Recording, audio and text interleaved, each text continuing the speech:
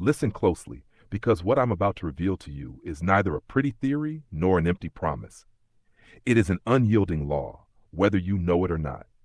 Everything you see in this world, every detail, every victory, every defeat, every encounter, and every loss, is merely a reflection of the state you have sustained within yourself. Life doesn't argue with you. It simply returns what you have carried in silence. And that is why I say, in just 1 hour, if you have the audacity to assume the correct state, you can begin to see the world move in your direction. But most people live like beggars before their own creation. They wait for something to change externally before they believe. They look at facts as if they were unquestionable masters, when in truth, they are merely delayed echoes of old states. It's like looking in a mirror and trying to convince the reflection to smile before moving your own lips. It's absurd, but this is how most people live, waiting for the reflection to change without ever altering the face that produces it. You must understand that the cause of everything lies in your imagination, sustained with conviction. This is the treasure the world hasn't told you about. The power men seek in formulas, in rituals, in promises from others, is already within you. There are no intermediaries between you and the law. There is no distance between what you desire and what you already are. The only obstacle is your willingness to assume right now, this very instant, that which you wish to experience. And I speak with conviction because I know few will have the courage to apply this. It's easier to wait for chance, to blame life, to accuse fate. But the law does not respond to laments. The law is not moved by tears. The law bows only before certainty. The whole world may mock you, may call what you sustain within madness, but sooner or later it will have to yield because the reflection cannot resist the face that generates it. Therefore, before I give you the 5 principles, engrave this within yourself. In 1 hour, if you assume with firmness and feel it as real, something will begin to move in your life. The size of the desire doesn't matter. The perceived distance between you and what you want doesn't matter. Distance is an illusion. Time is an illusion. The only reality is the state you inhabit. Now, the first principle is this. You don't need to wait for signs, circumstances, or external confirmations to believe something is real. All of that is delay. It's deceit. It's the voice of the world trying to dictate who you are. The only true cause lies in your imagination, and it is there that everything is born. When you close your eyes and assume the desired state within yourself, you have already planted the seed, and no force can prevent it from germinating. The physical world is slow, heavy, dense, but the inner world is immediate, absolute, and irreversible. This is why so many fail. They look outward and judge by what they see, when they should inhabit their inner self and rest in the certainty of what already is. Imagine a farmer planting a seed. He doesn't need to dig up the soil the next day to check if anything is happening. He knows it is. He trusts the law of life. It is the same with imagination. When you dare to assume, even if it still feels like just a mental game, an invisible movement has already begun. Doubt is the only poison capable of killing this process, because doubt is like pulling up the seed before it sprouts. The mistake of the majority is to think they need proof before they can believe. But it's exactly the opposite. You believe first without proof, and the proof inevitably appears. When you wait for an external sign, you are declaring that the external has more authority than your internal state. You are confessing that you are not the creator, but a hostage. And as long as you remain in that delusion, you will be like a leaf carried by the wind of circumstances. But when you dare to affirm in silence, this is already mine, because within me, I already possess it. At that instant, you step out of the role of a beggar and into the role of a master. Make no mistake, assuming isn't just playful imagining or fantasizing. It is deciding with firmness that the desired state is already your present state. It doesn't matter if everything around you screams the opposite. The law doesn't respond to what shouts loudest, but to what is sustained with the most conviction. It's possible that the world around you may try to mock you, that people may laugh, that circumstances may arise to challenge your certainty. But none of that matters. Everything you see is merely a delayed reflection of previous states. What you are assuming now is what will shape the reflection yet to come. So understand this clearly. When you decide to inhabit the state of the fulfilled desire, you have already issued the command. The world has no choice but to obey. It may seem like nothing has changed at first, but just as the farmer knows the earth is alive and working in silence, you too must trust. The invisible is more real than what your eyes see.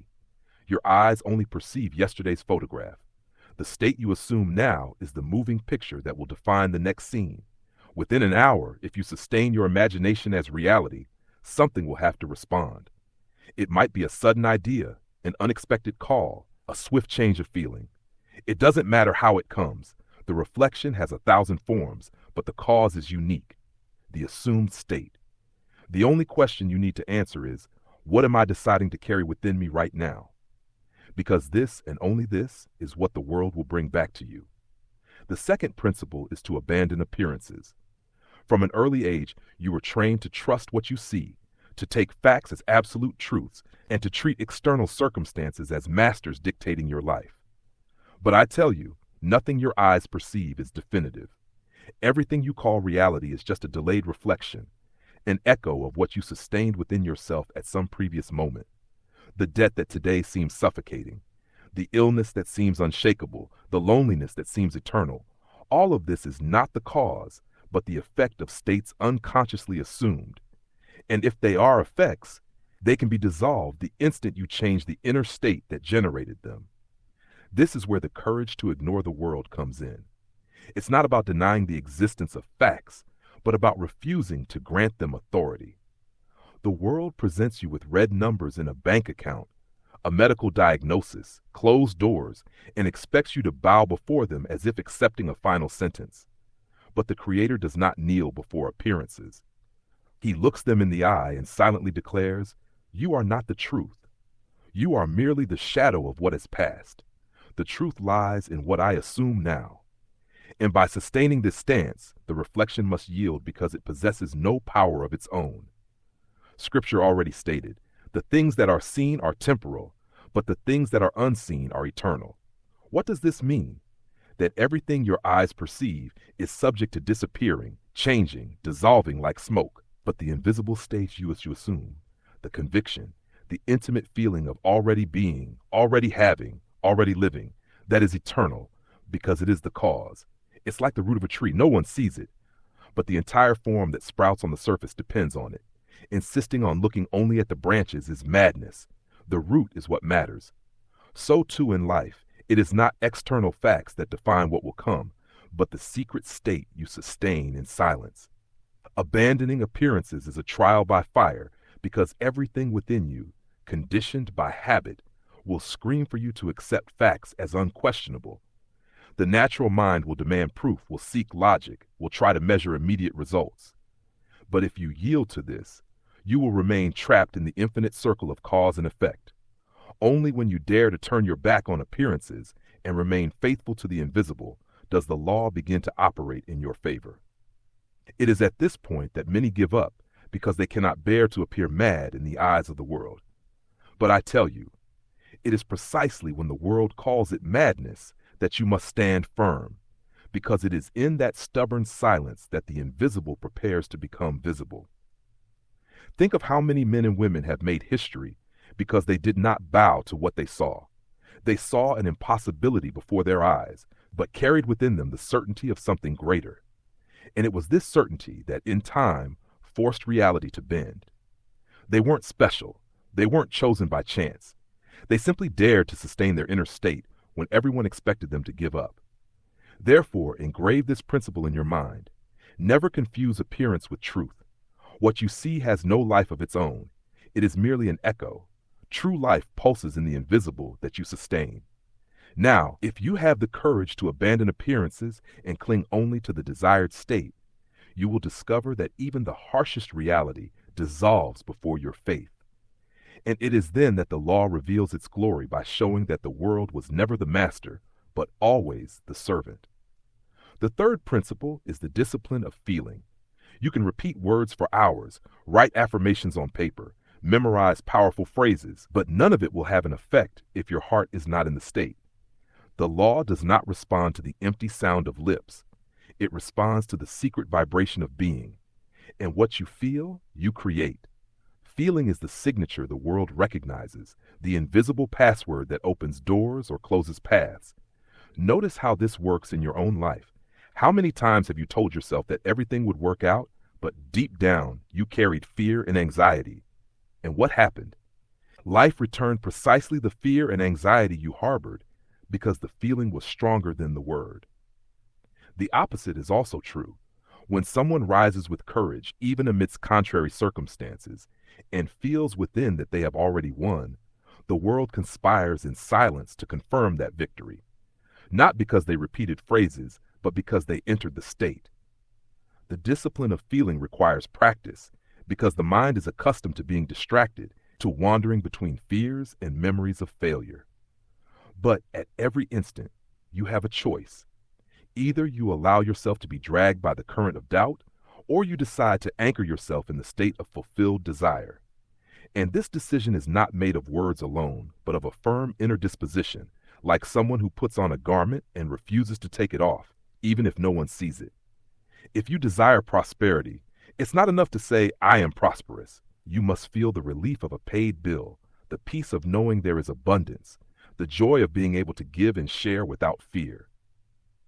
If you desire health, it's not enough to repeat, "I am healed." You must feel vitality flowing through your body, the lightness of movement, the freedom to live without limitations. If you desire love, it's not enough to proclaim, "I am loved." You must feel the warmth of presence, the joy of companionship, the sweetness of affection as if it were already happening. Now, the world may call this imagination, but it is precisely this that changes the course of life, because feeling is the bridge between the invisible and the visible. It is the sign that you have already accepted the state as yours. And when you accept, the entire universe begins to reorganize itself to confirm this acceptance. Therefore, discipline is needed. Don't expect this state to maintain itself. It's like tending a flame. If you don't protect it, the wind extinguishes it. So nourish it with inner images, with words that reinforce the feeling, with a firm refusal to return to the old state. At first, it will seem like effort. Later, it will become natural, because what you feel repeatedly eventually becomes your permanent abode. The secret is here. To feel is to create. The rest is illusion. It doesn't matter what you say. It doesn't matter what you pretend to show the world. What counts is what vibrates silently within you. That is the decree that reality obeys. Therefore, guard your feelings more than you guard your words, because they are what shape the reflection the world will return. The fourth principle is to live as if it already is. This is a stumbling block for many because it requires courage. The entire world seems to rise up to shout the opposite. But the law demands that you walk, speak, think, and breathe as if what you desire were already your reality. It's not about pretense nor acting to deceive others. It's about assuming an inner identity so profoundly that the outer world has no choice but to bend before it. Think, someone who is already wealthy doesn't walk through life begging for signs of wealth, nor waiting for another to confirm what they possess. They simply carry an air of assurance, a silence of one who knows. Similarly, someone who is already loved does not desperately seek proof of affection, does not beg for crumbs of attention, because inwardly they already feel complete. When you put on the desired state, even if no one around you perceives it, the reflection begins to organize itself. The world is slow, but it always responds. This is where the world calls it madness. How can this person act as if they have it when clearly they don't? How can they speak with certainty if circumstances contradict every word? But the Creator is not guided by circumstances. He knows that facts are merely yesterday's photograph and that life obeys only the present state. Whoever bows before the reflection remains a slave. Whoever sustains the state, even alone, becomes a master. To live as if it already is not to wait. Waiting carries the poison of distance.